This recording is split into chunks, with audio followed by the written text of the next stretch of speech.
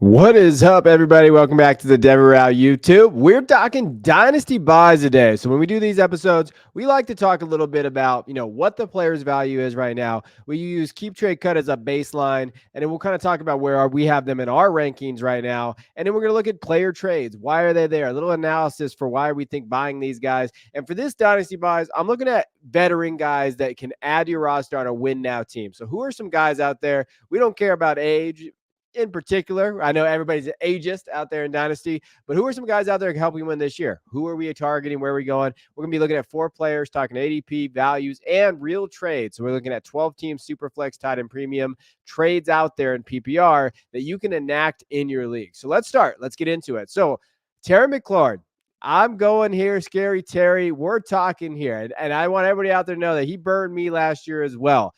He had a high passing volume offense last year with Sam Howell, but for whatever reason, whatever the case would be, when him and Sam Howell were on the field, they did not connect very well. You saw last year, he had 128 targets. The efficiency just wasn't there, right? 79 receptions, 1,002 yards, 4 touchdowns. Wasn't great, right? Was basically a middling wide receiver 3-4 in fantasy. Did not put up the points on a week in and week out basis. You couldn't trust him. He had the targets. He just didn't have the production. Now, when you look at where he's at in terms of his dynasty value on keep trade cut, 3684 is pretty low comparable where he is at. I know we got a little bit of a bump because he got a little bit of quarterback bump, and Kingsbury is coming in there with that kind of that high volume offense that we're going to talk about here in a second.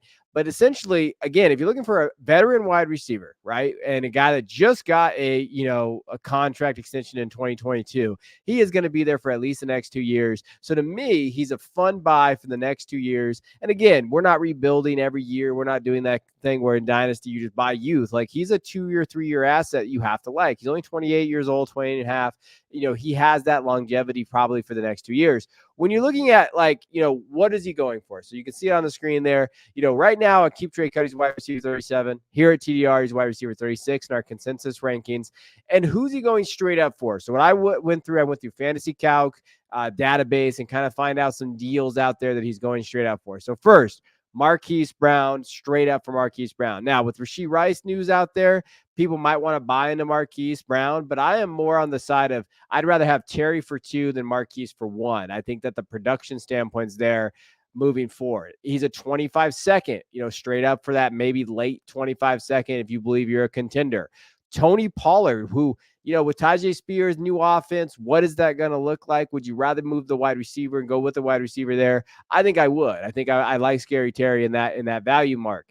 Then Rashee Rice. I think that was interesting. This just happened recently, the last 2 days of me, diving into the research for this. With Rashee Rice's kind of off the field area, if you are a contender, maybe Terry plus something. I think you can get a plus. This was a straight up deal, but I think you can get something plus on the other side. Possibly. It just depends on the Rashee Rice owner out there. Gus Edwards, he's got to get that bump for the Harbaugh bump, but will he consistently be that red zone guy for the Chargers? And then Keon Coleman, I think is interesting. Did it happen after the rookie draft? He got traded straight up for Terry McLaurin. Keon's values all over the place. I've seen him from 110 to 206 in rookie drafts. But the reason why you buy into Terry McLaurin, when you're looking at what he was able to do, in that offense, he was efficient. And now he's got Cliff Kingsbury. Now, I'm not a huge Cliff Kingsbury fan, but what we do know about him is that his offenses finished top 3 in pace and offensive plays when he was the head coach. They're going to run fast.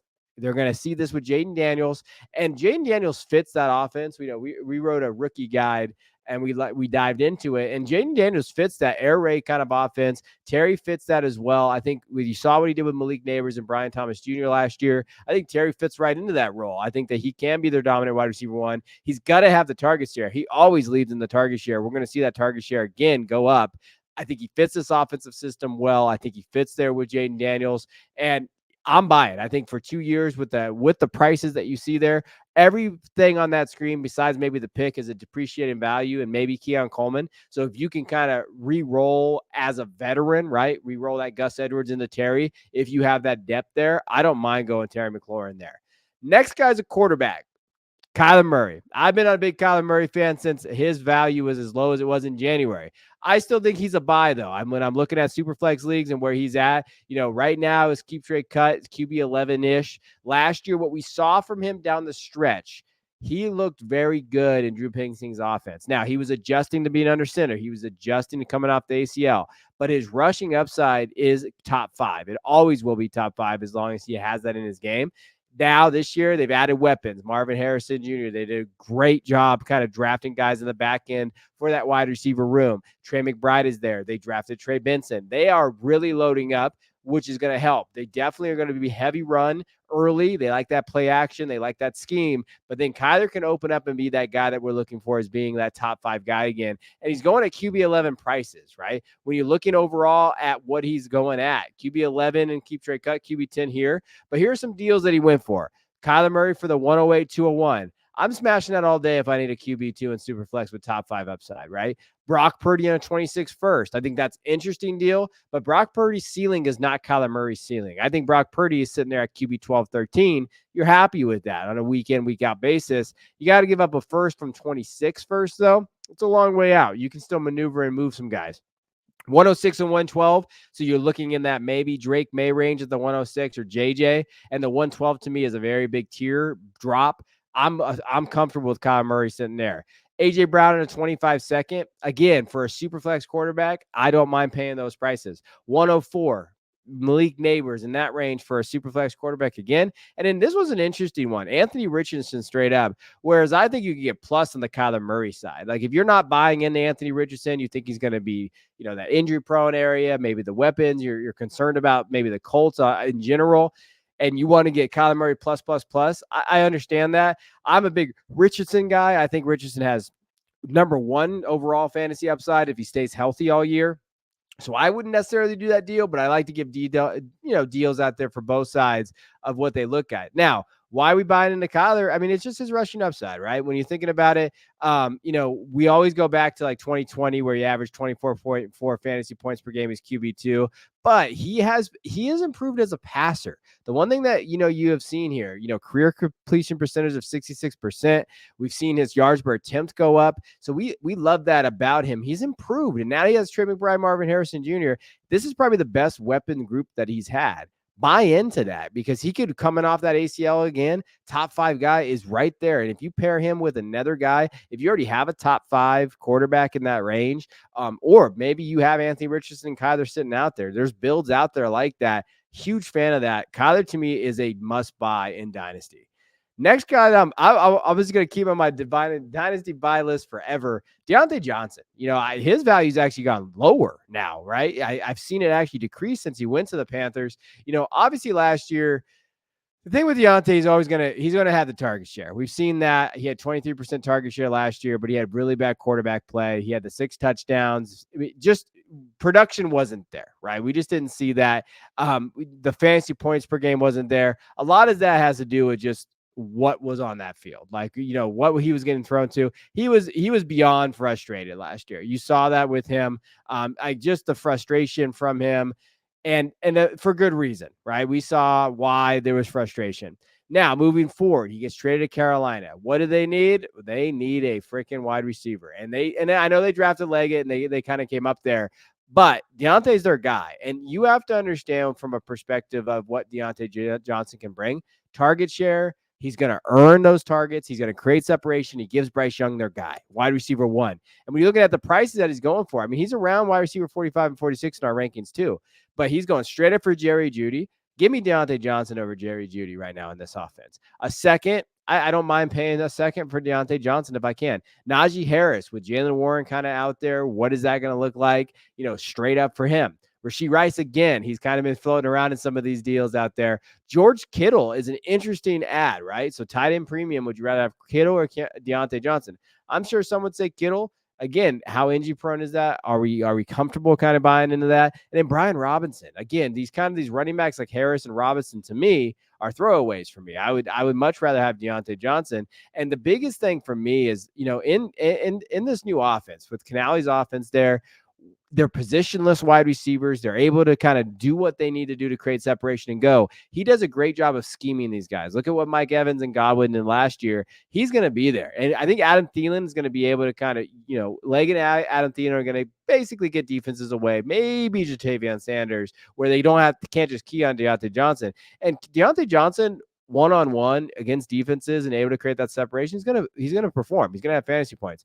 There is absolutely no way outside of an injury that Deontay Johnson doesn't go back on these prices. Wide receiver 46 and I could see him finishes as a solid wide receiver 2 this year. Even if it finishes as a wide receiver 3 consistently, and he's able to put up those points from a wide receiver 3 metrics, you have to like what the prices are right now to go get him. So Deontay Johnson to me is a buy.